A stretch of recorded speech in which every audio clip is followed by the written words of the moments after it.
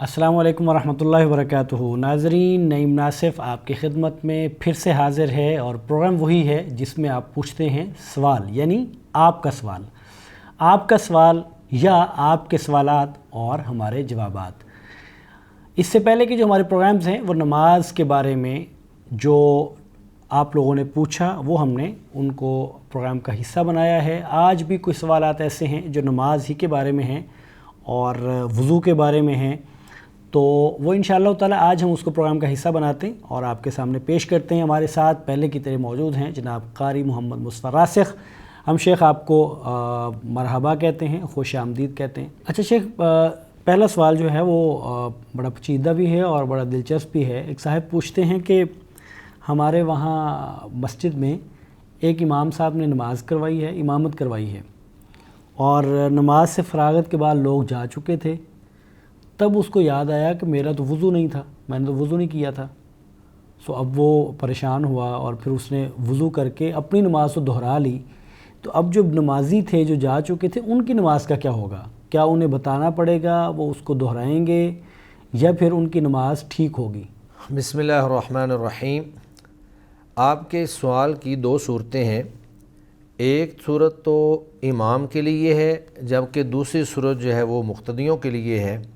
इमाम जिसने बग़ैर वज़ू के नमाज़ पढ़ा दी, उस पर नमाज को लौटाना और इआदा जो है वो ज़रूरी है, क्योंकि नबी मुकर्रम सल्लल्लाहु अलैहि वसल्लम की हदीस मुबारक है कि ला तुक़बलु सलातुम बिग़ैरि तहूरिन, कि तहारत के बग़ैर नमाज कबूल नहीं होती।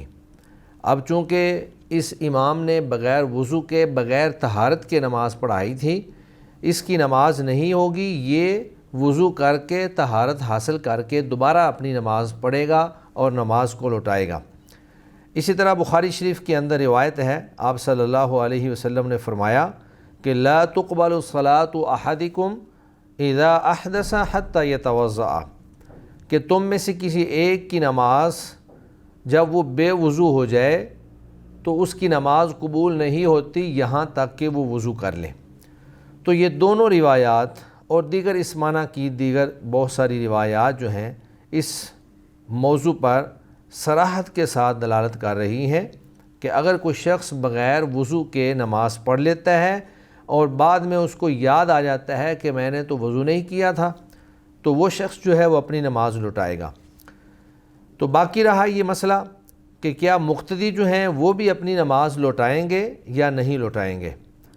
तो मुक़्तदी जो हैं उनके ऊपर नमाज लौटाना लाजिम नहीं है, क्योंकि उन्होंने ऐसे इमाम के पीछे नमाज पढ़ी है और तहारत की हालत में पढ़ी है जिसके हालात से वो वाकिफ़ और आगाह नहीं हैं। जो उनके ऊपर लाजम था, जो उनसे तकाज़ा था, उन्होंने अपना तकाज़ा पूरा कर दिया है, लिहाजा अब उनके ऊपर कोई चीज़ जो है वो लाजिम नहीं है। इसमें एक और शक्ल भी बन जाती है कि अगर उस इमाम को दौरान नमाज ही याद आ जाए कि उसने तो वज़ू नहीं किया था, तो फिर उस पर लाजिम है कि वो वहाँ पर ही सलाम फेर दे जहाँ पर उसको याद आया है, और मुक़्तदियों में से किसी शख्स को इमाम बना दे और ख़ुद जाकर वज़ू करे और अपनी नमाज को पूरा अदा करे। तो एक सूरत तो ये है कि वज़ू के बग़ैर नमाज अदा की, और बसा औक़ात ऐसा भी होता है कि इंसान का वज़ू तो होता है लेकिन वैसे ही उसके जिस्म पर या उसके कपड़ों पर या उसके जूतों पर किसी जगह पर नजासत लगी होती है और उसको इल्म नहीं होता और वो नमाज़ पढ़ लेता है। उसको या तो नमाज के दौरान इल्म हो जाता है या फिर नमाज के बाद उसको इल्म होता है। तो इन दोनों सूरतों में जब उसने नमाज के दौरान देख लिया या नमाज के बाद देख लिया, तो उससे पहले जो वो नमाज़ अदा कर चुका था उसकी वो पूरी नमाज जो है वो अदा हो जाएगी। हाँ, अलबत्ता अगर नमाज के दौरान उसको इल्म हुआ तो उस पर लाज़म है कि वो दौरान नमाज वो अपनी नजासत जो है उसकी सफाई करे। अगर जूतों पे लगी हुई है तो जूते उतार दे, और अगर कपड़े पे लगी हुई है तो वो कपड़ा उतार दे। नबी मुकर्रम सल्लल्लाहु अलैहि वसल्लम एक दफ़ा नमाज़ पढ़ा रहे थे और आपके जूतों को नजासत लगी हुई थी, लेकिन आप सल्लल्लाहु अलैहि वसल्लम को इल्म नहीं था। तो जिब्राईल अलैहिस्सलातु वस्सलाम ने आपको आकर बताया कि आपके जूतों में नजासत लगी हुई है। तो आप सल्लल्लाहु अलैहि वसल्लम ने दौरान नमाज ही अपने जूते उतार दिए। جب صحابہ کرام رضوان اللہ علیہم اجمعین نے دیکھا کہ اللہ کے نبی نے اپنے جوتے اتار دیے ہیں تو صحابہ نے بھی اپنے جوتے اتار دیے. تو اللہ کے نبی صلی اللہ علیہ وسلم نے نماز کے بعد صحابہ سے پوچھا کہ آپ لوگوں نے اپنے جوتے کیوں اتارے ہیں؟ تو صحابہ کرام نے کہا کہ یا رسول اللہ جب آپ نے اتارے تو ہم نے بھی آپ کی اتباع میں اتار دیے. تو نبی مکرم صلی اللہ علیہ وسلم نے فرمایا کہ میرے جوتوں کو نجاست لگی ہوئی تھی اور مجھے علم نہیں تھا. نماز کے دوران سیدنا جبرائیل علیہ السلام نے مجھے آ کر بتایا تو میں نے اس لیے جوتے اتارے تھے، آپ لوگوں کو جوتے اتارنے کی ضرورت نہیں تھی. لیکن اس حدیث کے اندر یہ بات واضح ہے کہ آپ صلی اللہ علیہ وسلم نے جو نماز پہلے پڑھ چکے تھے وہ نہیں لوٹائی بلکہ جوتے اتار دیے اور اپنی نماز کو جاری رکھا. تو گویا کہ اس سے یہ بات ہمیں معلوم ہوتی ہے کہ اگر کوئی امام جو ہے وہ بغیر وضو کے نماز پڑھا دیتا ہے بھول کر تو اس پر نماز کا لوٹانا اور اعادہ کرنا واجب اور ضروری ہے. لیکن جو مقتدی ہیں جنہوں نے طہارت کی حالت میں وضو کی حالت میں نماز ادا کی اور جو ان کے اوپر لازم تھا وہ انہوں نے پورا کر دیا، ان مقتدیوں کو آگاہ کرنا بھی ضروری نہیں ہے، ان کو بتانا بھی ضروری نہیں ہے جب ان کے اوپر اعادہ ہی لازم نہیں ہے. تو اس لیے اس بارے میں پریشان ہونے کی ضرورت نہیں کہ مقتدی جو ہیں وہ منتشر ہو گئے، ان کو آپ جانتے نہیں، ان کو آپ بتا نہیں سکے کہ ہماری نماز نہیں ہوئی تھی. تو نماز جو ہے وہ صرف امام لوٹائے گا، باقی مقتدی جو ہے وہ نماز نہیں لوٹائیں گے. ان کی نماز انشاءاللہ مکمل ہے اور ان کی نماز پوری ہے، دوبارہ ان کو لوٹانے کی ضرورت نہیں ہے. اچھا شیخ یہ بتائیں کہ ایک شخص پوچھتے ہیں کہ ننگے سر نماز یہ جائز ہے اور ایک ہے جواز، تو اگر یہ جائز ہے تو کیا ہمیشہ ننگا سر رکھنا چاہیے؟ جی نماز میں ننگے سر امامت کروانے کے حوالے سے دو چیزیں ہیں. ایک چیز ہے کہ افضل کیا ہے، فضیلت کس چیز میں ہے، اور ایک یہ ہے کہ اس میں سے جائز کیا ہے. تو فضیلت کے حوالے سے اللہ رب العزت قرآن مجید میں فرماتے ہیں یا بنی آدم خذوا زینتکم عند کل مسجد، کہ اے بنی آدم ہر نماز کے وقت آپ اپنی تزئین و آرائش جو ہے، اپنی زینت کو جو ہے اس کو آپ اختیار کیا کریں. تو زینت میں سر کے اوپر کوئی کپڑا ہو یا آدمی کا لباس پورا ہو، تو جس میں بھی آپ زینت سمجھتے ہیں یا جو بھی انسان زینت محسوس کرتا ہے اس کے اوپر اس کو عمل کرنا چاہیے. یہ تو فضیلت والی بات ہے. باقی یہ رہا کہ جائز کہاں تک ہے، تو نماز کے اندر سر کو ڈھانپنا یہ نماز کی نہ شرائط میں سے ہے نہ نماز کے واجبات میں سے ہے اور نماز کا حصہ نہیں ہے. نبی مکرم صلی اللہ علیہ وآلہ وسلم کے دور میں فقر و فاقہ کا دور تھا اور اس وقت صحابہ کرام رضوان اللہ علیہم اجمعین کے پاس دو کپڑے بھی سب کے پاس نہیں تھے. تو کسی شخص نے آ کر آپ صلی اللہ علیہ وسلم سے سوال کیا کہ ایصلی الرجل فی ثوب واحد، کیا آدمی ایک کپڑے میں نماز ادا کر سکتا ہے؟ تو نبی مکرم صلی اللہ علیہ وسلم نے فرمایا او کلکم یجد الثوبین، کیا تم میں سے ہر کسی کے پاس دو کپڑے ہیں؟ تو اس کا مطلب یہ تھا کہ اس وقت ایسے حالات تھے، تنگ دستی کے حالات تھے کہ ہر کسی کے پاس دو کپڑے موجود نہیں تھے. تو واضح بات ہے کہ جب انسان ایک ہی کپڑا جو ہے وہ استعمال کرتے ہوئے ایک کپڑے میں نماز پڑھے گا تو اس کے سر کے اوپر کپڑا نہیں آئے گا.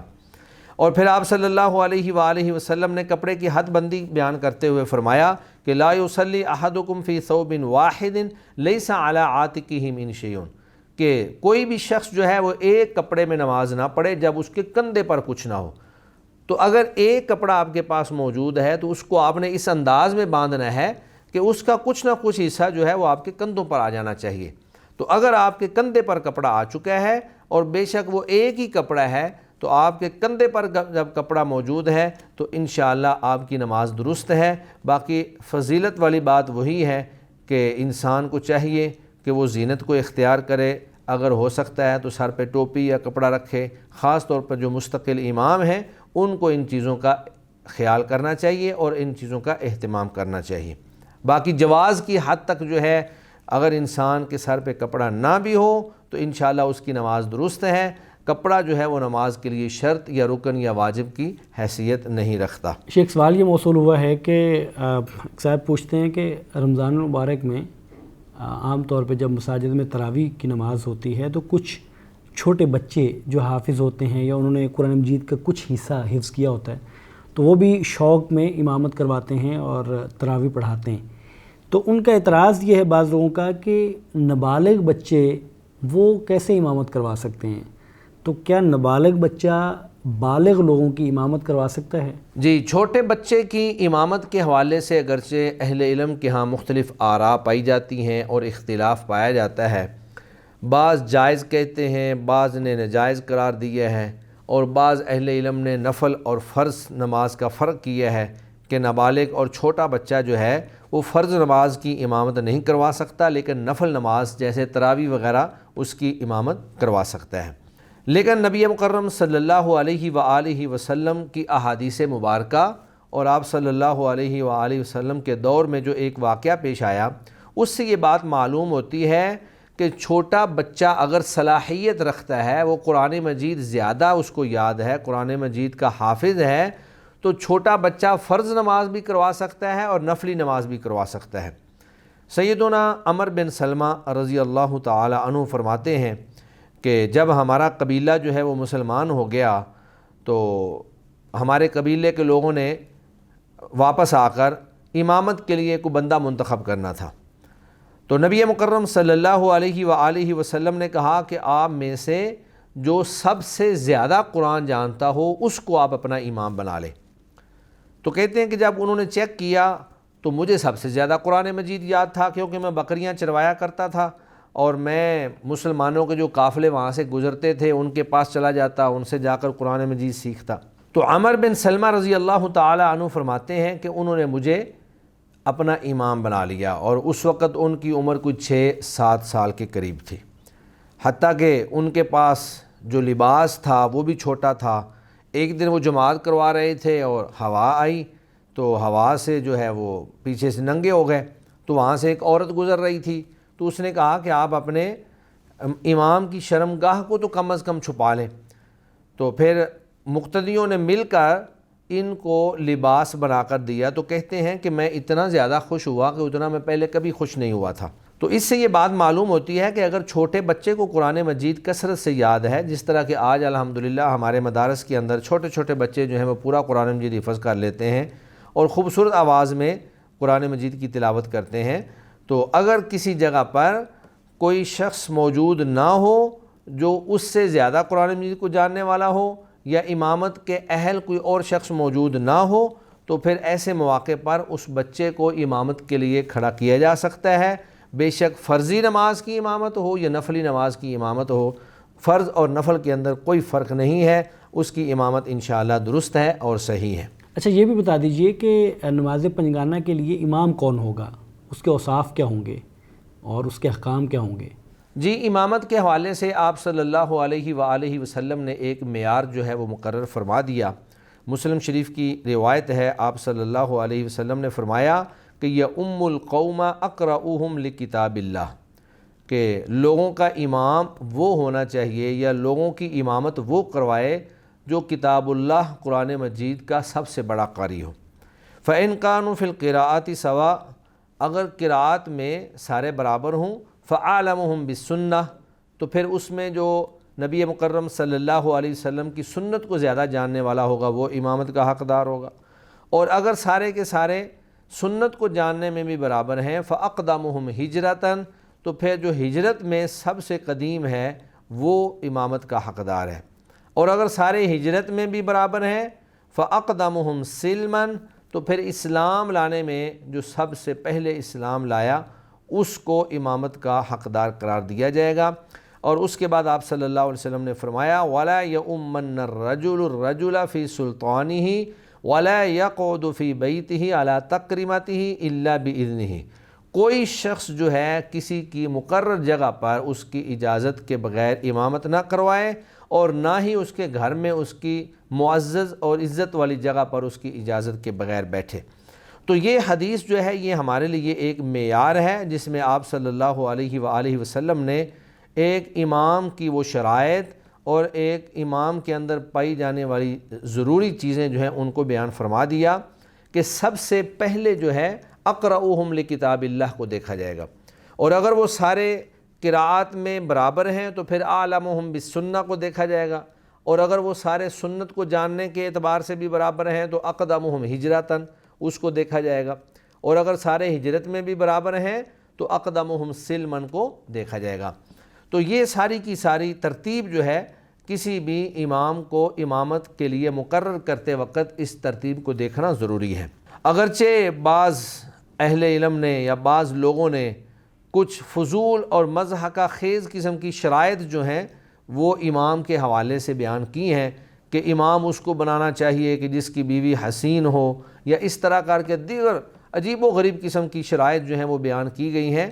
تو یہ شرائط جو ہیں انتہائی مضحکہ خیز اور باعث عار ہیں، جن کا کتاب و سنت کے اندر کوئی وجود نہیں پایا جاتا، جو کسی صحیح تو دور کی بات ہے کسی ضعیف سند والی روایت کے اندر بھی موجود نہیں ہے۔ تو بات یہ ہے کہ جب انسان سنت سے ہٹ جاتا ہے تو پھر انسان اس طرح کی مختلف چیزیں جو ہے وہ سامنے لاتا ہے جن کو دیکھ کر انسان خود ہی شرما جاتا ہے۔ تو جو صلاحیت یا جو شرائط آپ صلی اللہ علیہ وسلم نے اس حدیث مبارکہ کے اندر بیان فرما دی ہیں مسلم شریف کی اس حدیث کے اندر، یہی بہترین شرائط ہیں، اور انہی شرائط کے مطابق جو ہے امام کو امامت کے لیے مقرر کیا جائے گا۔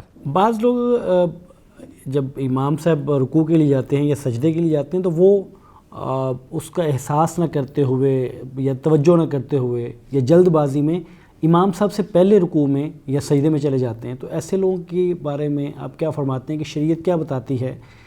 کیا یہ درست عمل ہے؟ کسی بھی شخص کے لیے یہ جائز نہیں ہے کہ وہ اپنی نماز کے اندر امام سے آگے بڑھے، کیونکہ امام اس لیے بنایا جاتا ہے تاکہ اس کی اقتداء کی جائے اور اس کے پیچھے پیچھے چلا جائے۔ نبی مکرم صلی اللہ علیہ وآلہ وسلم نے فرمایا انما جعل الامام لیؤتم بہ، کہ امام کو اس لیے بنایا جاتا ہے تاکہ اس کی اقتداء کی جائے، اس کے پیچھے پیچھے چلا جائے۔ فَإِذَا كَبَّرَ فَكَبِّرُوا، جب وہ اللہ اکبر کہے تو تم بھی اللہ اکبر کہو، تو یعنی اس کے پیچھے پیچھے آپ نے چلنا ہے۔ اسی طرح سیدنا انس رضی اللہ تعالی عنہ سے روایت ہے کہ صلی بنا رسول اللہ صلی اللہ علیہ وسلم، ہمیں اللہ کے نبی نے نماز پڑھائی، تو جب آپ نے نماز مکمل کر لی تو آپ ہماری طرف متوجہ ہوئے اور آپ صلی اللہ علیہ وسلم نے فرمایا انی امامکم، میں تمہارا امام ہوں، فلا تسبقونی بالرکوع ولا بالسجود ولا بالقیام ولا بالانصراف، کہ تم رکوع میں یا سجدوں میں یا قیام میں یا سلام پھیرنے میں مجھ سے آگے نہ بڑھو، میرے پیچھے پیچھے رہا کرو۔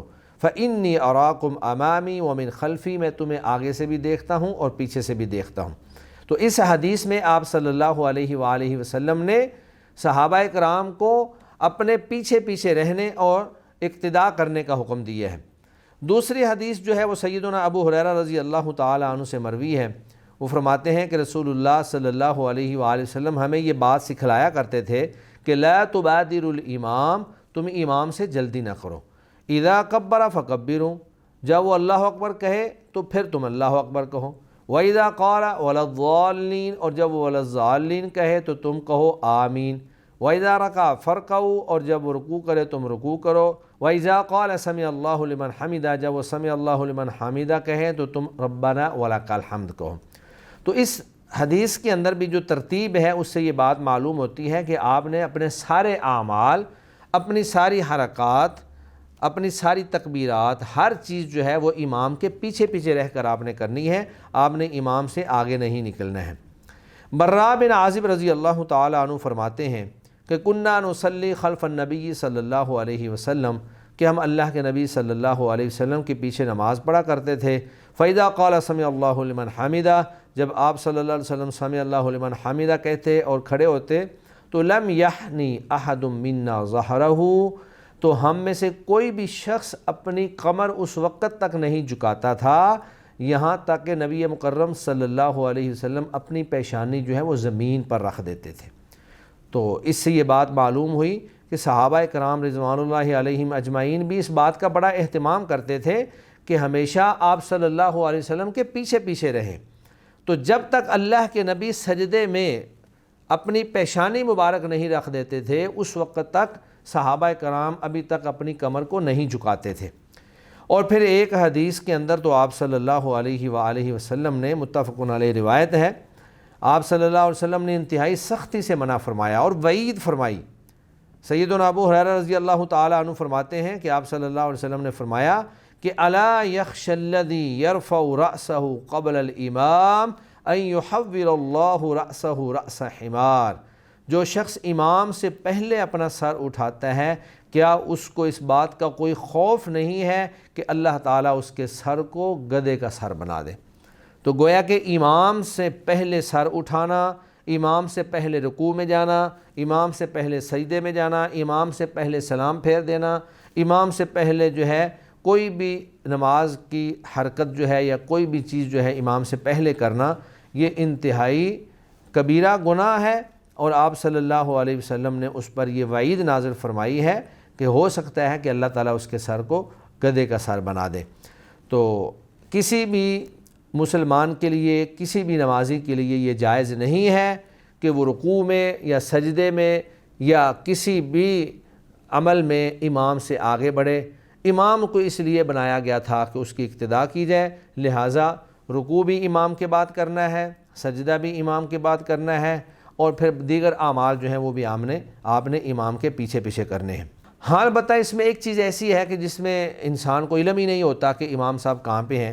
مثلا وہ نمازیں جو کہ سری ہیں، ان کے اندر امام قرات نہیں کرتا، امام اپنی قرات کر رہا ہوتا ہے اور مقتدی جو ہے وہ اپنی قرات کر رہا ہوتا ہے۔ تو ایسی نمازوں میں قرات میں اگر آپ امام سے آگے پڑھ رہے ہیں یا آپ سورہ فاتحہ میں امام سے آگے آپ نے یا امام سے پہلے ختم کر لی ہے یا کوئی سورت ختم کر لی ہے، تو اس میں انسان چونکہ مکلف ہی نہیں ہے، وہ انسان کو علم ہی نہیں کہ امام جو ہے وہ کہاں پہ پہنچا ہوا ہے، تو جہاں پر انسان کے علم میں بات آئے گی وہاں پہ انسان اس کا مکلف بن جائے گا، اور جو چیز انسان کے علم میں نہیں ہے وہاں پہ وہ مکلف بھی نہیں ہے، لہٰذا وہ انشاءاللہ قابل معافی ہے۔ لیکن سری نمازوں میں جو ظاہری اعمال ہیں، تکبیرات ہیں، ایک عمل سے دوسرے عمل کی طرف انتقال ہے، اور سجدہ ہے، رکوع ہے، ان چیزوں میں امام کی اقتداء اور امام کے پیچھے رہنا ضروری اور فرض اور واجب ہے۔ بہت شکریہ شیخ، جزاکم اللہ خیر، اللہ تعالیٰ آپ کے علم میں، آپ کے عمل میں برکت دے۔ ناظرین، یہ تھا آج کا پروگرام جس میں ہم نے مختلف سوالات جو آپ نے ہمیں لکھ بھیجے تھے ان کو پروگرام کا حصہ بنایا ہے، اور وہ ہم نے اپنے شیخ کے سامنے رکھے ہیں اور ان کے جوابات آپ کے سامنے رکھے ہیں۔ آج کا پروگرام اتنا ہے، اگلے پروگرام تک کے لیے اجازت دیجیے۔ السلام علیکم ورحمۃ اللہ وبرکاتہ۔